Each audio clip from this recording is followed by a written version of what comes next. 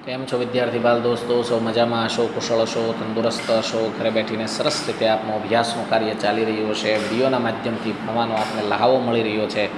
એનો સૌથી મોટો ફાયદો એ છે કે આપ આ પ્રશ્નને વારંવાર સાંભળી અને તૈયાર કરી શકો છો. તો હવે આપણે જોઈ રહ્યા છીએ વાણિજ્ય વ્યવસ્થા અને સંચાલન ધોરણ 12 કોમર્સના પાઠ નંબર 6 દોરવણીના મુદ્દાસર પ્રશ્નો. અગાઉના લેક્ચરમાં આપ માહિતી સંચારને અવરોધ કરનારા પરિબળો વિશે સમજ્યા છો. આજે આપણે માહિતી સંચાર દોરવણી પાઠને લગતા જે મુદ્દાસર પ્રશ્નો છે એની વિગતે સમજૂતી મેળવીએ. તમારો જે વિભાગ ડી છે, જે 3 માર્કનો છે, એમાં મુદ્દાસર પ્રશ્નો પૂછાય છે. સૌથી પહેલો પ્રશ્ન છે, સારા નેતાના ગુણો જણાવો. અહીંયા ખાસ તમને એ કહેવાનું છે કે સારા નેતાના જે ગુણો છે ને, એ ગુણોને 3 ભાગમાં વહેંચવામાં આવ્યા છે અને 3 ભાગ વિશે હું તમને ખાલી સામાન્ય માહિતી આપીશ, પરંતુ તમારે અહીંયા જે ડિસ્પ્લે પર દેખાય છે એ રીતે જ લખવાના છે. બીજું, ઘણીવાર એવું પણ બને કે એકલા શારીરિક ગુણો 2 માર્કમાં પૂછાય, એકલા માનસિક ગુણો 2 માર્કમાં પૂછાય, એકલા બૌદ્ધિક ગુણો 2 માર્કમાં પૂછાય. તો એ પ્રમાણે પણ આ પ્રશ્ન અગત્યનો છે. અને આ મુદ્દાઓ યાદ રાખવા માટે સૌથી વધુ કોઈ સારો લીડર હોય, સારો નેતા હોય, સારો મેનેજમેન્ટ કરતા હોય, એના કામ કરવાના જે લક્ષણો છે ને એ તમે જોતા રહો તો પણ તમને આ બધા મુદ્દાઓ યાદ રહી જશે. સૌથી પહેલું શારીરિક ગુણો. તો સૌથી પહેલું એમાં આવે શારીરિક બાંધો. શારીરિક બાંધો એટલે શરીરની રચના એકદમ પરફેક્ટ હોય, પ્રભાવશાળી હોય.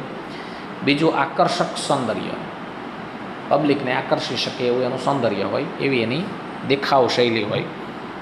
શાંત અને આનંદી સ્વભાવ હોય. આ બહુ જરૂરી છે. તો શારીરિક ગુણો થયા. હવે આપણે જોઈએ છીએ માનસિક ગુણો, મન પર અસર કરનારા ગુણો. જેમ કે પ્રભાવશાળી વ્યક્તિત્વ, એનું વ્યક્તિત્વ જ પ્રભાવ ઊભું કરનારું હોય. બીજું, ઉત્સાહી. સારો નેતા જે છે એ ઉત્સાહી હોવો જોઈએ. પછી સાહસિકતા, સાહસ કરવાવાળો, મતલબ કે થાકી હારીને બેસી જાય, ડરી જાય એવું નહીં. સહકારની ભાવના, એ બધાને સાથે લઈને, બધાને સાથે કરીને ચાલનારો હોય. પછી બુદ્ધિ અને ચતુરાઈવાળો હોય, કારણ કે એનાથી મોટી ઉંમરના લોકો પણ, એનાથી વધુ અનુભવી લોકો પણ એના અંડરમાં કામ કરનારા હશે, ત્યારે એની પાસે બુદ્ધિ ચતુરાઈ હોવી જરૂરી છે. કાર્યમાં રસ રુચિ ધરાવનારો હોય. લાગણીશીલ હોય, ફક્ત ને ફક્ત પ્રોફેશનલી વિચારે એ વ્યક્તિ ન ચાલે. પછી જેનામાં વિવેક વર્તન હોય. વિવેક એટલે શું? સારા નરસાનું ભાન. વર્તન એટલે સારું વર્તન કયું, ખરાબ વર્તન કયું, એ આધારે ચાલનારા હોય. હવે જોઈએ એના બૌદ્ધિક ગુણો. તો કે એની પાસે સારી એવી બુદ્ધિશક્તિ હોય, સારી એવી નિર્ણય શક્તિ હોય, સારી એવી માનસિક ક્ષમતા હોય. માનસિક ક્ષમતા મતલબ મનથી મનોબળ ધરાવનારો વ્યક્તિ. પછી ગ્રહણ શક્તિ હોય. ગ્રહણ એટલે નવું નવું એક્સેપ્ટ કરવાની શક્તિ. વૈજ્ઞાનિક દૃષ્ટિકોણ હોય, દરેક ઘટના પાછળ વિચારનારો હોય.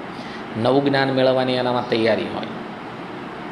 તર્ક શક્તિવાળો હોય, દીર્ઘદ્રષ્ટિવાળો હોય, વક્તૃત્વ કળાવાળો હોય, સારો એવો વાચાળ બોલનારો હોય, ગણન કૌશલ્ય ધરાવનારો હોય. એટલે કે બધી જ બાબતોની વાત જ્યારે થતી હોય ત્યારે માનસિક રીતે એમાં ગણતરીઓ કરી નાખનારો હોય. આંતર સંબંધોનું એને જ્ઞાન હોય, કયા સંબંધો મહત્ત્વના છે, કયા નથી મહત્ત્વના, એ બધું જ એને ખબર પડતી હોય. અને માણસાઈના ગુણ એની અંદર હોય. તો આ બધા એના બૌદ્ધિક ગુણો છે. આ 3 મુખ્ય ગુણો સારા નેતામાં હોવા જરૂરી છે, તો જ એ નેતા સારો નેતા કહેવાય છે. બીજો મુદ્દાસર પ્રશ્ન છે, માહિતી સંચારની પદ્ધતિઓ જણાવો.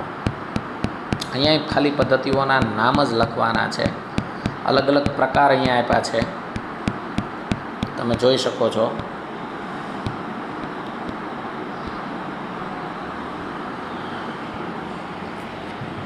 છ પ્રકાર કુલ આપ્યા છે. મૌખિક પદ્ધતિ છે, લેખિત પદ્ધતિ છે, દ્રશ્ય પદ્ધતિ છે, શ્રાવ્ય પદ્ધતિ છે, દ્રશ્ય શ્રાવ્ય છે અને મૌન પદ્ધતિ છે. આ બધી રીતે માહિતીની આપલે થઈ શકે છે. પેલું મૌખિક, તો એમાં વાતચીત કરવી, વાર્તાલાપ કરવો, સંવાદ કરવો, ગોષ્ઠી કરવી, ભાષણ આપવું, જૂથ ચર્ચા કરવી, આ બધું મૌખિક છે, જેમાં ટૂંકમાં બોલવામાં આવતું એ બધું મૌખિક. લેખિત તો કે વર્તમાનપત્રો છે, સામયિકો છે, સમયાંતરે જે આવે એને સામયિકો કહેવાય. ચોપાનિયાઓ છે એટલે તમે જે પેમ્ફલેટ જોતા હોય, જાહેર ખબરો છે, પત્રનું લેખન છે, હસ્તલિખિત પત્રો છે, ઈમેલ છે, આ બધી લેખિત સામગ્રી છે. વોટ્સઅપ ગ્રુપ ચેટિંગ આમાં લખી શકાય. હવે દ્રશ્ય પદ્ધતિ જે જોઈ શકાય, એની અંદર નકશા છે, ચિત્રો છે, આકૃતિઓ છે, આલેખ છે, રંગો છે, પ્રતીકો છે, ચિહ્નો છે વગેરે. રોડની બંને બાજુ તમને ખબર હોય તો અમુક પ્રતીકો લગાડેલા હોય કે આગળ જતાં ઢાળ છે, આગળ જતાં વળાંક છે, તો આ બધું દ્રશ્ય પદ્ધતિ છે. પછી શ્રાવ્ય પદ્ધતિ માત્ર સાંભળી શકાય એવું, જેમ કે ટેપ રેકોર્ડર છે, રેડિયો છે, ટેલિવિઝન છે, ટેલિકોન્ફરન્સ છે, એ બધું. ટેલિકોન્ફરન્સ એટલે એક પ્રકારે વિડીયો કોલ.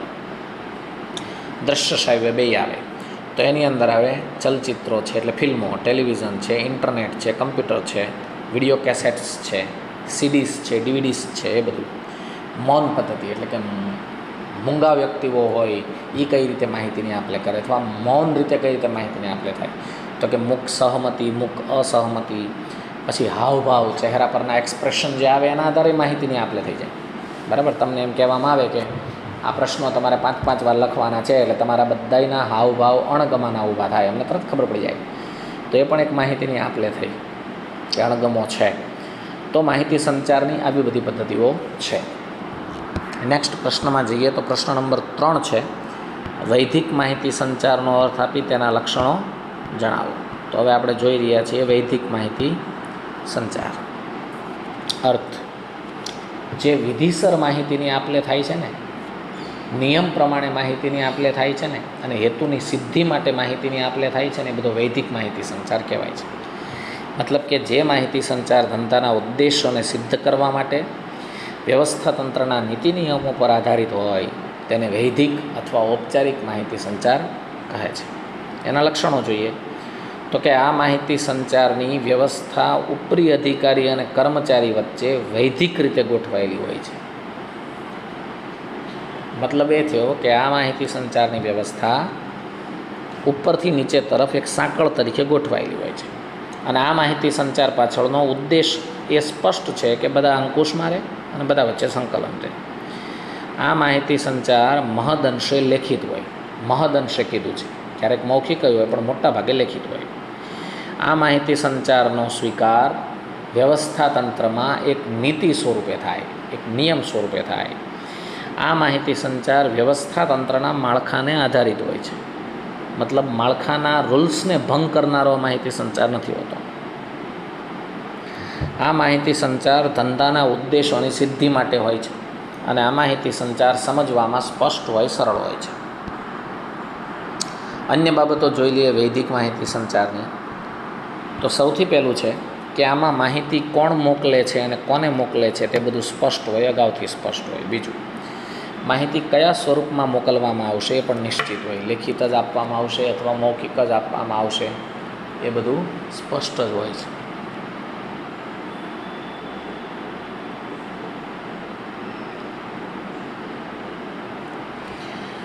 બીજું કે એના ઉદાહરણ જોઈએ તો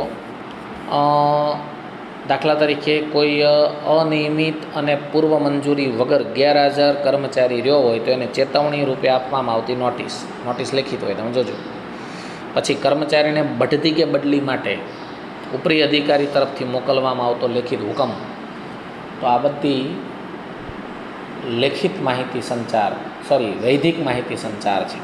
વૈધિક માહિતી સંચારનું બીજું નામ છે ઔપચારિક માહિતી સંચાર. હવે આપણે જઈ રહ્યા છીએ નેક્સ્ટ ક્વેશ્ચનમાં, જેનું નામ છે અવૈધિક માહિતી સંચાર અથવા તો અનૌપચારિક માહિતી સંચાર.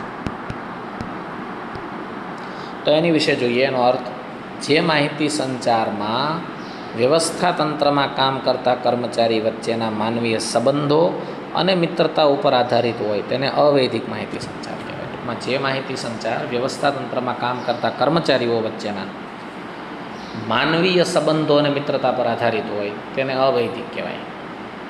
એના લક્ષણો જોઈએ તો કે માનવ સંબંધો પર આધારિત હોય. બીજું, એને અંકુશ કે આદેશની જરૂરિયાત હોતી નથી. અંકુશ કે આદેશની. ત્રીજું, મૌખિક અને સાંકેતિક ભાષા ઉપર હોય. મતલબ સમજાવું, જે વૈધિક વ્યવસ્થા તંત્ર બન્યું છે ને એમાં જે બધા વચ્ચે સંબંધો બન્યા છે સાથે કામ કરવાથી અને એની વચ્ચે બધી ચર્ચાઓ થતી હોય, આપલે થતી હોય, એ બધું અવૈધિક માહિતી સંચાર છે. પછી છે મિત્રતા પર આધારિત હોય છે. આ માહિતી સંચાર પરિવર્તનશીલ હોય, સરળ હોય છે. એમાં કોઈ પણ પોતાના શબ્દો નાખી શકે, નવા શબ્દો ઉમેરાય, જૂના નીકળી જાય એવું પણ બને. બીજું, આમાં વિધિ કોઈ હોતી જ નથી, ગમે એને ગમે એ માહિતી આપે. વ્યવસ્થા તંત્રને વધુ સંકલિત અને વધુ વિશ્વસનીયતા પ્રદાન કરે છે. મતલબ કે વ્યવસ્થા તંત્રને મજબૂતી આપવાનું કામ અવૈધિક માહિતી સંચાર કરે છે. અવૈધિકનું બીજું નામ અનૌપચારિક છે, યાદ રાખશો. અવૈધિક માહિતી સંચાર એ વૈધિક માહિતી સંચારનો વિકલ્પ નથી, પણ એની પૂર્તિ છે. આ 2 માર્કનો સવાલ છે, આપણે આગળ ભણવાના છીએ, પણ તમને અહીંયા કહી દઉં કઈ રીતે. તો કે વૈધિક માહિતી સંચાર દ્વારા જે સ્પષ્ટ નથી થતું એ અવૈધિક રીતે સ્પષ્ટ કરી શકાય છે. એટલે અવૈધિક માહિતી સંચાર એકમમાં હોય તો વૈધિકની જરૂર નથી એવું માનવાનું નથી. વૈધિકની જરૂર તો છે જ, પણ એમાં રહેલી ઉણપને પૂરી કરવાનું કામ અવૈધિક કરે છે, એટલે એની પૂર્તતા છે. ઉદાહરણ જોઈએ તો કારખાનાનો જે મેનેજર છે કામદારોને કામ અંગે સૂચના આપે, અવૈધિક માહિતી સંચાર છે. સેલ્સ મેનેજર છે, એનું કામ સેલ્સ મેનેજિંગ કરવાનું જ છે, પણ એ સેલ્સ કાઉન્ટર પાસેથી પસાર થાય અને સેલ્સ પ્રેઝન્ટેશનની માહિતી આપે તો એ અવૈધિક માહિતી સંચાર છે. તમારા BAના શિક્ષક છે, એ તમને એકાઉન્ટના હવાલા અંગે થોડી ગાઈડલાઈન આપે તો એ અવૈધિક માહિતી સંચાર છે, કારણ કે વૈધિક રીતે એણે BAનું જ કામ કરવાનું છે. તો આ બાબત થઈ અવૈધિક માહિતી સંચાર વિશેની.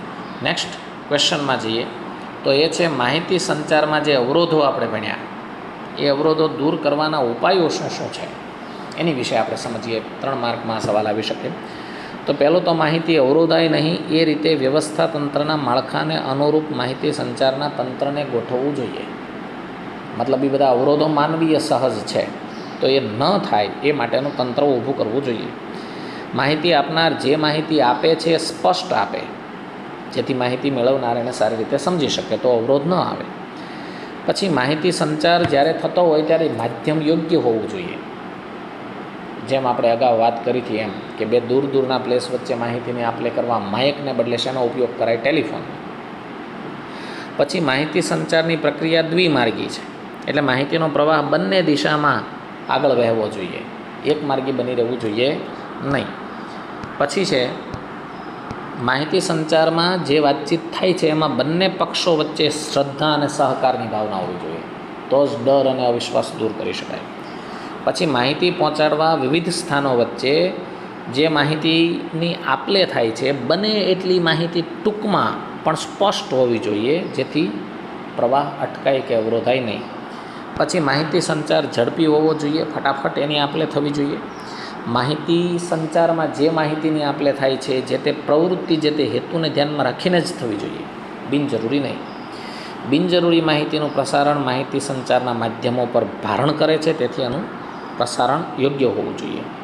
અને સમયાંતરે મૂલ્યાંકન કરી જરૂરી ફેરફાર થવા જોઈએ માહિતીની આપલેમાં. પછી જ્યારે માહિતીની આપલે થાય છે ત્યારે એમાં સ્વાર્થ કે અંગત હિત જોવું જોઈએ નહીં, તો જ માહિતીની આપલે પરફેક્ટ રીતે થઈ શકે. તો આ વાત થઈ મુદ્દાસર પ્રશ્નો વિશે. વિદ્યાર્થી બાળ દોસ્તો, આપ સૌને આ પ્રશ્નો ઇઝીલી સમજમાં આવ્યા હશે. નેક્સ્ટ લેક્ચરમાં આપણે જ્યારે મળીશું ત્યારે તમે ડિસ્પ્લે પર જોઈ શકો છો એમ 2 માર્કના જે પ્રશ્નો છે 10-12 જેટલા એ આપણે ભણીશું. ત્યાં સુધી આપ આ વિડીયોને વારંવાર પ્લે કરીને આપના પ્રશ્નોનો મહાવરો કરી શકો છો. Thank you very much.